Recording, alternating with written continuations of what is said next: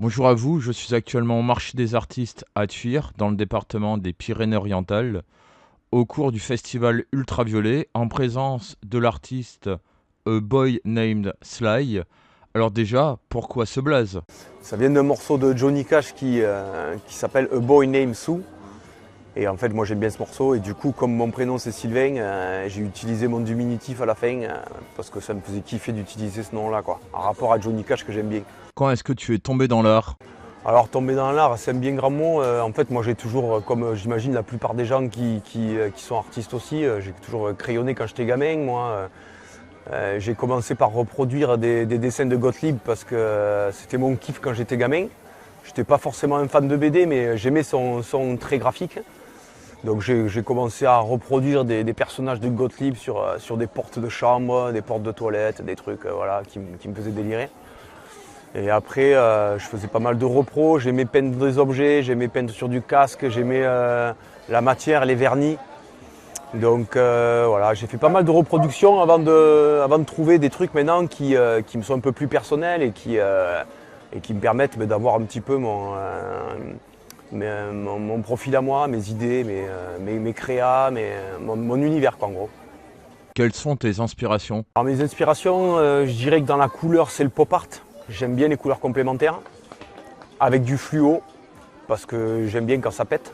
Dans la même époque aussi, Roy Lichtenstein aussi, avec ses petits pointilles. J'aime bien travailler les matières aussi des fois. Qu'est-ce que j'aime bien? Donc, ouais, du Warhol aussi, avec les heures complémentaires. Et puis après, je m'inspire un peu de toutes les techniques. Voilà.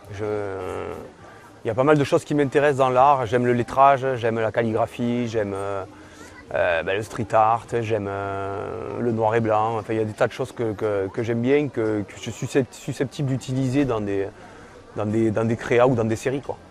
Tu as exposé à Perpignan avec un cube, mais est-ce que tu exposes toujours? Donc ça, j'avais fait justement une vache sur ces cubes-là, une vache carrée. Et après, j'ai fait des expos sur Montpellier. J'avais fait une expo sur des animaux qui étaient peints en rapport à la déforestation en Amazonie. Pourquoi des vaches? Alors pourquoi des vaches? En fait, si tu veux, j'avais eu envie de peindre, tu sais, ces transfos que tu as en pleine nature souvent face à des pâturages avec des vaches, des chèvres, tout ça. Et là, il y avait des vaches. Et j'avais envie de délirer sur une vache, sur un transfo, sur un support carré. C'est pour ça qu'en fait, mon idée elle est partie de là. Et donc pour l'instant, ça reste la vache, mais après, ça va s'ouvrir un peu plus sur d'autres animaux, quoi. Peut-être même des personnages, on verra. Qu'est-ce que tu penses du festival Ultraviolet? Je pense du festival, je pense que y a quand même des gars de renom qui sont venus peindre des murs, quoi. Enfin, moi je trouve qu'il y a du bon level. Après ça manque un peu de monde quand même, je trouve aujourd'hui. Ça aurait été bien qu'il y ait un peu plus de personnes qui présentent leur art et donc un peu plus de monde sur le marché. Et au sein de ce festival, tu as été médiateur? Alors hier j'étais médiateur à l'occasion puisqu'on a proposé nos services, voilà. Alors après moi je connaissais pas trop les artistes sur place parce que j'ai eu quelques informations par un autre médiateur là-dessus, de façon à pouvoir peut-être renseigner un petit peu des gens et surtout pour ma propre curiosité aussi, parce que moi j'aime bien savoir les artistes comment ils travaillent, qu'est-ce qu'ils utilisent comme matériel, d'où ils viennent, leur pseudo, d'où ça vient, voilà, qu'est-ce qu'ils ont fait dans leur vie, quel mur ils ont peint. Voilà, donc ça m'a permis de discuter un petit peu avec Braga, La Swan et pas Tampono, quoi. D'ailleurs, lui, on dirait que c'est une photo, hein. C'est super bien fait. D'ailleurs, on se demande comment il fait. Il maîtrise sa technique grave, quoi. Ouais, voilà. Donc après, ouais, pour moi, c'est une bonne expérience, quoi.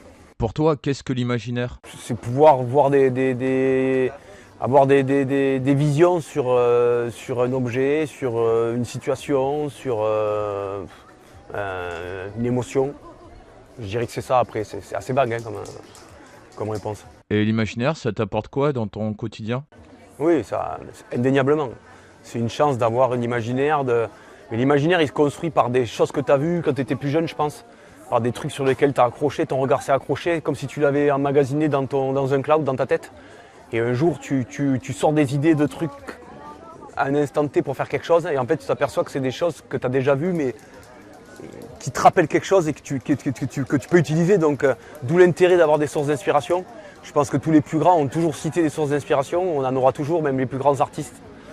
Donc, Voilà, tu les ressors, tu t'en sers parce que c'est des trucs qui t'ont marqué, qui t'ont interpellé, tu t'es demandé pourquoi, comment ça a été fait, dans quel but, quelles sont les techniques.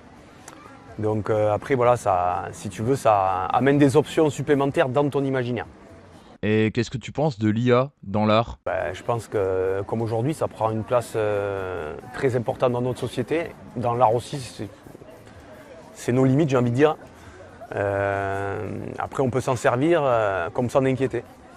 Où est-ce qu'on peut te suivre sur les réseaux? Alors, on peut me suivre sur Instagram, donc @aboynamesly.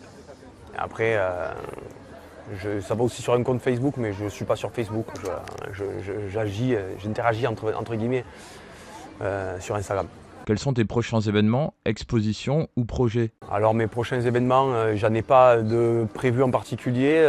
J'ai des projets personnels à développer sur ma vache cubique, mais et toujours du travail à côté parce que voilà, moi j'ai un statut d'auto-entrepreneur, c'est pas mon boulot, mais j'en ai besoin pour pouvoir voyager avec mes enfants et vivre de mes passions.